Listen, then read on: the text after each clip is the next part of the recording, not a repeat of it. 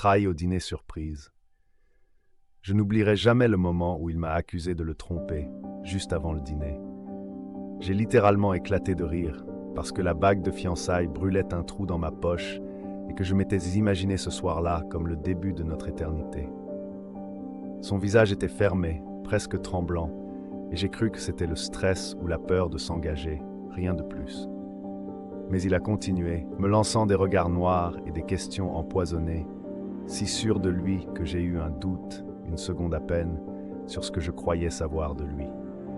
Alors que j'essayais de le rassurer, de lui dire que je l'aimais et qu'il n'y avait personne d'autre, quelqu'un a frappé à la porte.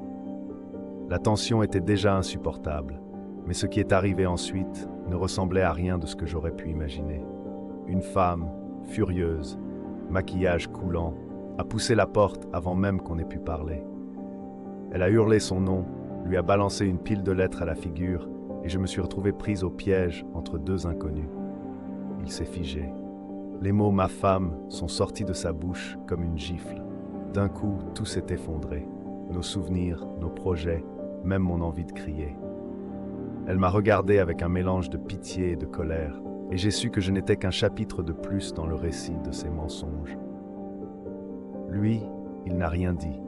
Pas un mot pour se défendre, pas une excuse. J'ai compris ce soir-là que j'avais aimé une illusion, que j'avais construit tout un avenir sur du sable. Mon envie de proposer, de m'engager, s'est éteinte en une seconde, remplacée par une honte sourde et la peur de ne plus jamais faire confiance.